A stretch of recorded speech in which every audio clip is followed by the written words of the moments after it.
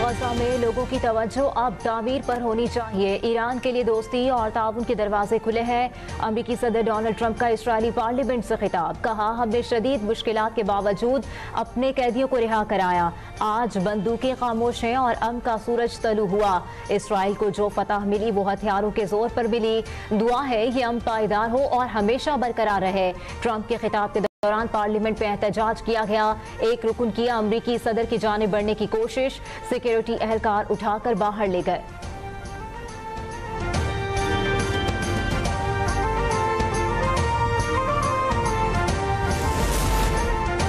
गजा अमन मंसूबे पर शर्म अल शेख में सरबराही इजलास। सरबराहान की आमद जारी। मिस्री सदर अब्दुल फताह अल सीसी ने आलमी रहनुमाओं का इस्तकबाल किया। अमेरिकी सदर ट्रंप, बरतानवी वज़ीर आज़म सर केयर स्टार्मर, तुर्की के सदर तैयब एर्दोगान, इतालवी वज़ीर आज़म जॉर्जिया मेलोनी, जर्मन चांसलर और फ्रांसीसी सदर मैक्रोन समेत 20 से ज़ायद ममालिक के सरबराहान शिरकत कर रहे हैं। इसराइल सरबराही इजलास में शरीक नहीं होगा। हमास पहले ही शिरकत न करने का ऐलान कर चुकी।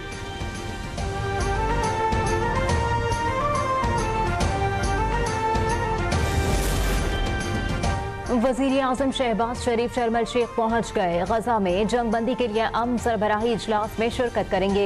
शहबाज शरीफ की शर्म अल शेख में फ़लस्तीन के सदर महमूद अब्बास के साथ खुशगवार मुलाकात। महमूद अब्बास ने फ़लस्तीनियों का हमेशा से साथ देने और उनकी सियासी और सिफारती महाज पर मदद पर पाकिस्तान का शुक्रिया अदा किया।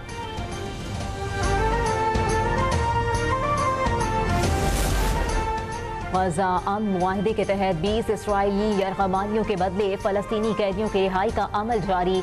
इसराइली जेल से रिहा होने वाले 1966 फ़लस्तीनी कैदियों को लेकर 38 बसें गजा पहुंच गईं। इसराइल रिहा किए जाने वाले 154 फ़लस्तीनी कैदियों को डिपोर्ट करेगा।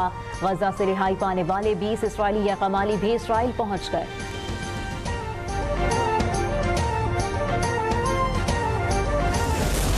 जनाब मोहम्मद सुहेल आफरीदी साहब MPA PK 70 की हासिल करदा वोटों की तादाद है 90।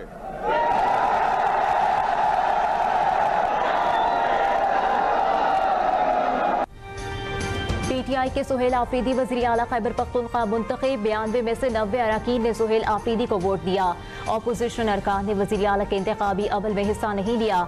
शदीद एहतजाज, शोर शराबा, नारेबाजी, ऐवान से वॉकआउट।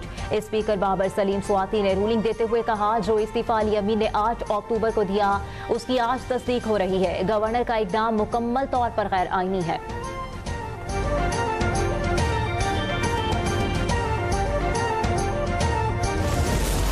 एक मिडिल क्लास फैमिली से ताल्लुक रखने वाला बंदा जिसका ना भाई सियासत में है, ना वालिद सियासत में है, ना चाचा सियासत में है, ना दादा सियासत में है और ना ही फैमिली का इस तरह बैकग्राउंड है।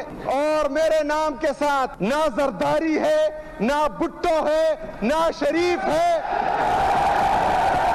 अपने इन बाजुओं पर यहाँ तक पहुंचाऊं, बाजुओं पर अपनी यहाँ तक पहुंचाऊं, मेहनत करके पहुंचाऊं। पर्ची से वज़ीर आला नहीं बना, पर्ची से वज़ीर आला नहीं बना, मैं मेहनत करके यहाँ पहुँचा हूँ। नौमुंतखब वज़ीर आला खैबर पख्तूनख्वा मोहम्मद सुहेल आफरीदी ने कहा, मेरे नाम के साथ ना जरदारी, ना भुट्टो और ना शरीफ है। नाम के साथ जरदारी या शरीफ लिखने से कोई बड़ा लीडर नहीं बन जाता। ना कुर्सी की लालच है।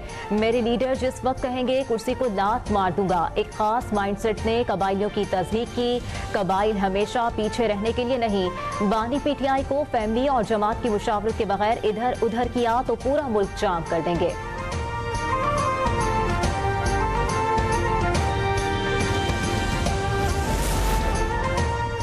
वज़ीर इत्तलात पंजाब अज़मा बुखारी ने कहा कि खैबर पख्तूनख्वा में नए वज़ीर आला का इंतखाब जाली है।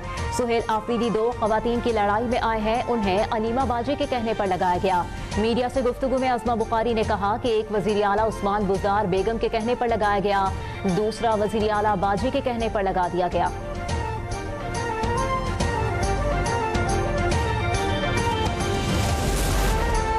पंजाब असेंबली में मकामी हुकूमत पंजाब 2025 का बिल मंजूर। अपोजिशन के पेश तमाम तरामीम मुस्तरद।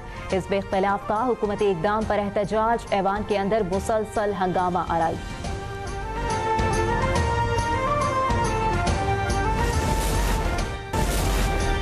पाकिस्तान अपनी सरहद को ऐसे ही ट्रीट करेगा जैसे खुद मुख्तार मुल्क करते हैं। 2-3 रोज से जो वाकयात हो रहे थे, ये इसका फितरी रद्द अमल है। वो हमारी सरहद का एहतराम करें, हम उनकी सरहद का एहतराम करेंगे।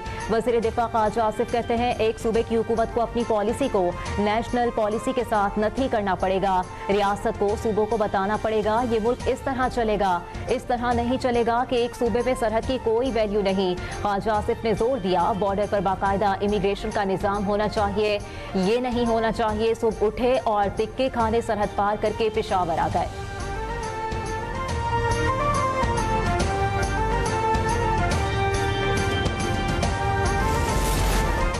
पाकिस्तान और अफगानिस्तान के दरमियान कशीदगी, भारतीय मनफी प्रोपोगेंडा बेनकाब। गोदी मीडिया ने शुमाली वज़ीरिस्तान के शहरी आदिल दावर को शहीद करार दे दिया। आदिल दावर ने वीडियो पैगाम में झूठे दावों को रद्द करते हुए कहा, भारतीय मीडिया ने मेरी आर्टिफिशियल इंटेलिजेंस से बनी तस्वीर चलाई है। वर्दी पहनाकर कहा गया है कि मैं मेजर हूँ। भारतीय मीडिया ने मेरी जाली तस्वीर चलाकर दावा किया मैं पाक अफगान बॉर्डर पर शहीद हुआ। भारत का पाकिस्तान के खिलाफ फेक प्रोपोगेंडा करना सहाफत और सहाफती उसूलों की तौहीन है।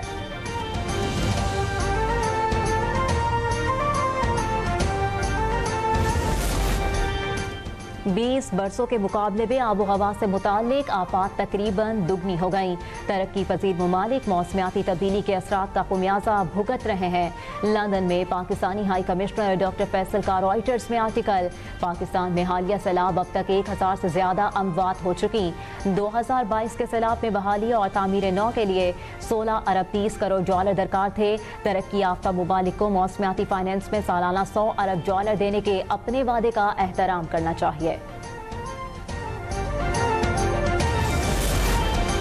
मुल्क भर में रवां साल की चौथी इंसदादे पोलियो मुहिम का आगाज। मुहिम के दौरान 5 साल उम्र तक के 4 करोड़ 50 लाख से ज्यादा बच्चों को पोलियो से बचाव के कतरे पिलाए जाएंगे। नेशनल इमरजेंसी ऑपरेशन सेंटर के मुताबिक इंसदादे पोलियो मुहिम 19 अक्टूबर तक मुल्क के 159 अजला में जारी रहेगी।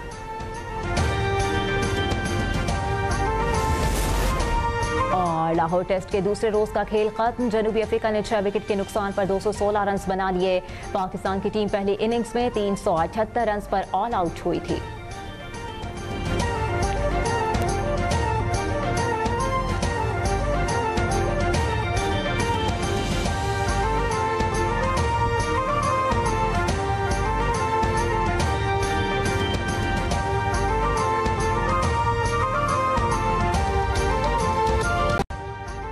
अभी सब्सक्राइब करें ताकि कोई खबर रह न जाए।